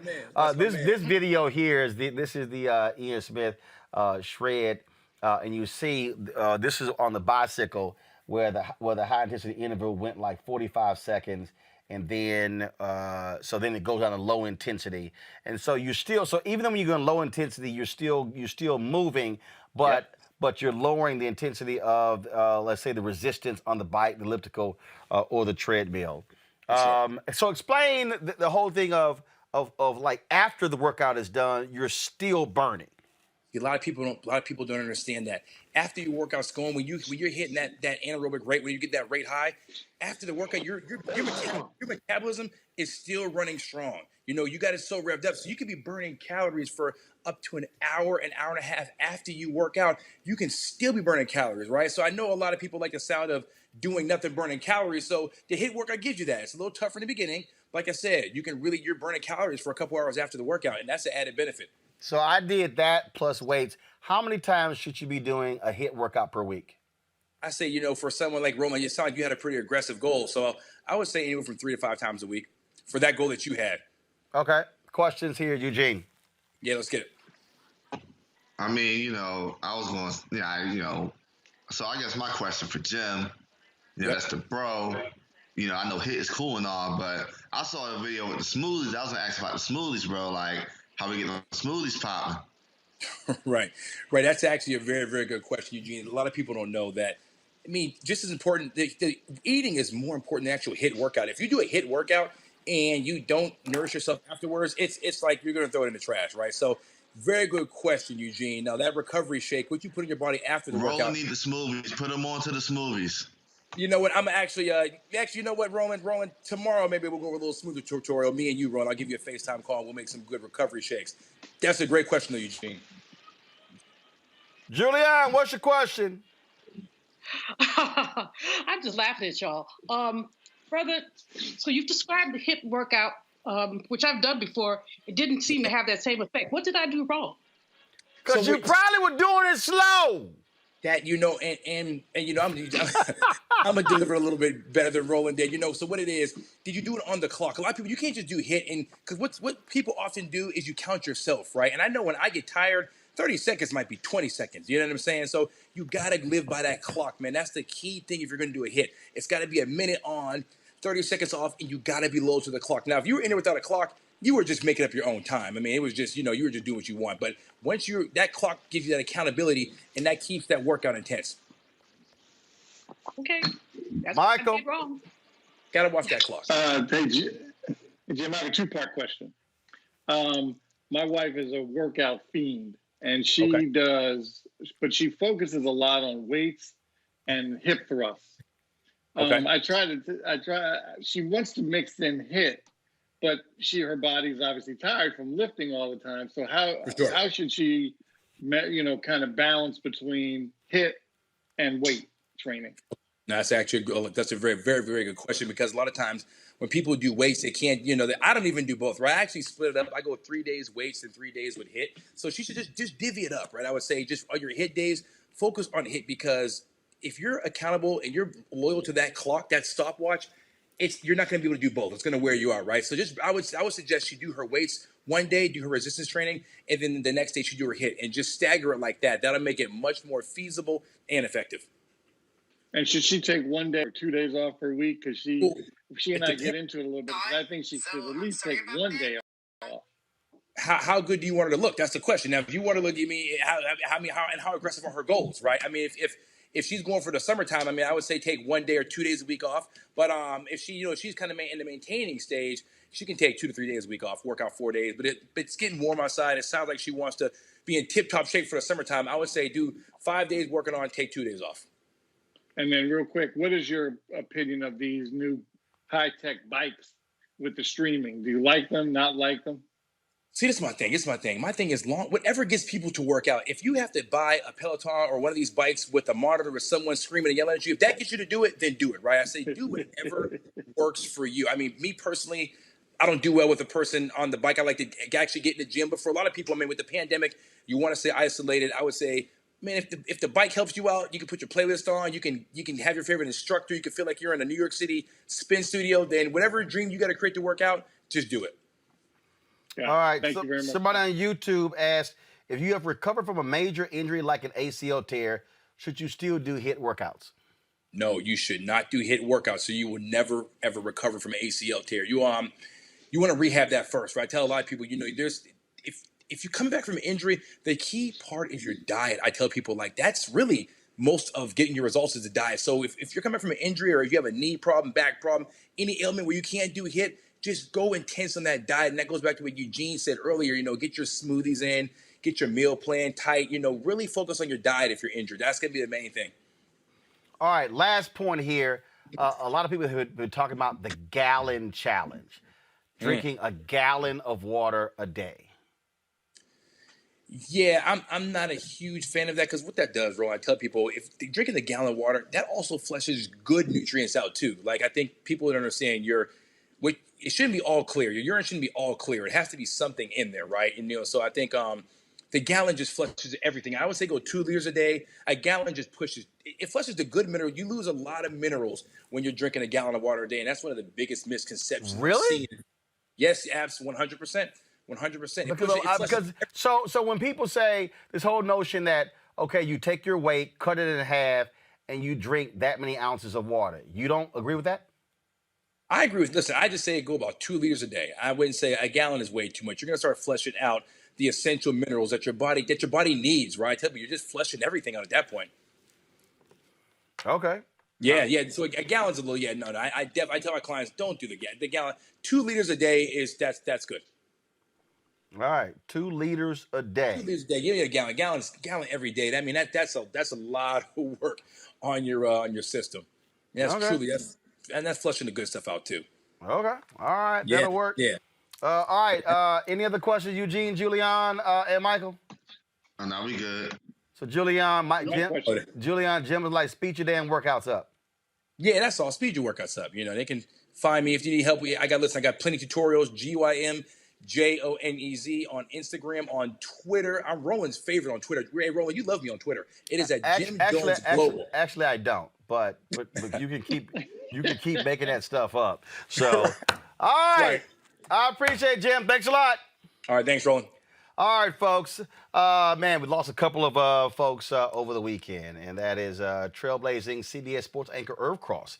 Passed away yesterday near his home in Roseville, Minnesota. He played for the NFL with Philadelphia Eagles and the LA Rams and was voted to the Pro Bowl twice in his career before becoming an assistant coach in the NFL. Many remember him for spending nearly a decade on CBS's pregame show, The NFL Today, where he became the first black man to deliver sports analysis on national television.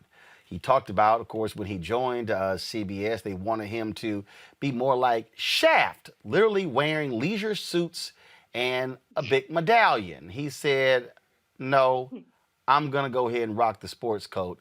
Many of us remember Irv Cross for his great work. He was 81 years old. Also, we remember Sheila Washington. She founded an Alabama museum dedicated to the memory of the Scottsboro Boys, a group of young black men unjustly convicted of crimes in the 1930s. She passed away of a heart attack in January at a hospital in Huntsville. She was 61 years old. She made it her lifelong mission to obtain posthumous justice for the 9 young black men who had been accused of raping 2 white women on a train in 1931. Through multiple trials, 2 of which reached the United States Supreme Court, the plight of the Scottsboro Boys became one of the country's first major civil rights cases.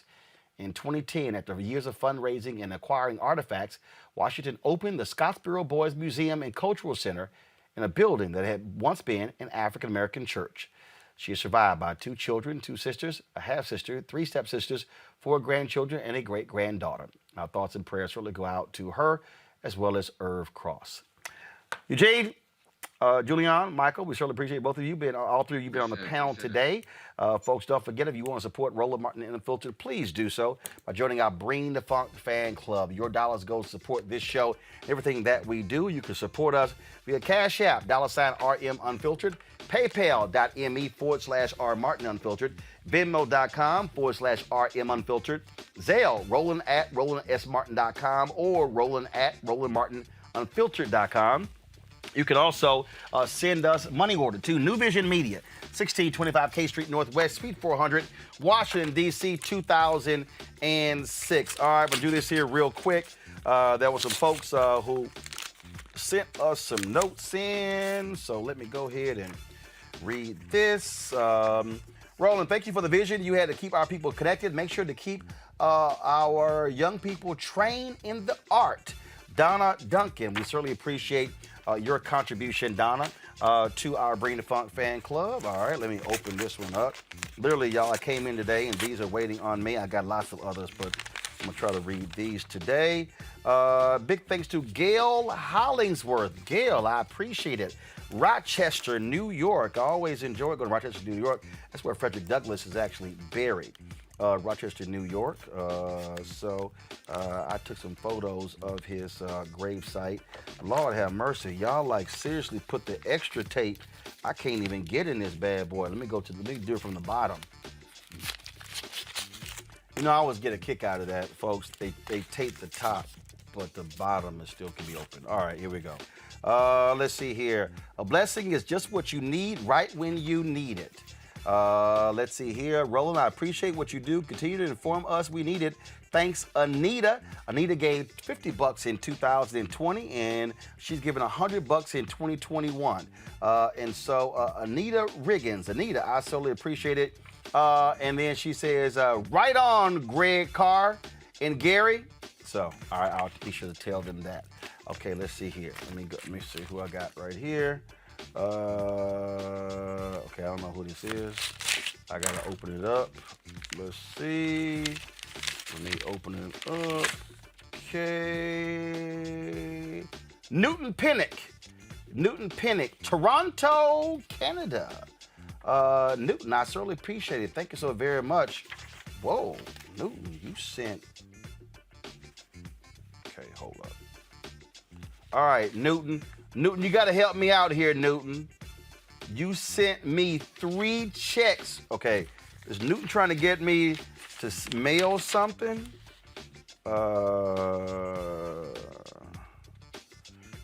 Yes. Okay. Newton sent me 3 checks, y'all. 1 for the show, which I appreciate. A General G.M.J. Johnson Legal Defense Fund. Okay, I don't know what that is. And the NFAC Land Project Soldiers. I don't know what that is. Okay, try to make me do some homework, Newton. I'm gonna have to figure that one out. Okay, dog. Newton sent me 3 checks from Canada for me to forward the other 2 checks. Okay, I'm gonna try to sit here and figure that one out. All right, Newton, you try to make me do some extra work, man. Okay, all right, let's see here. Last envelope I'm gonna open. This is a shout out to Ronnie Mae Carey.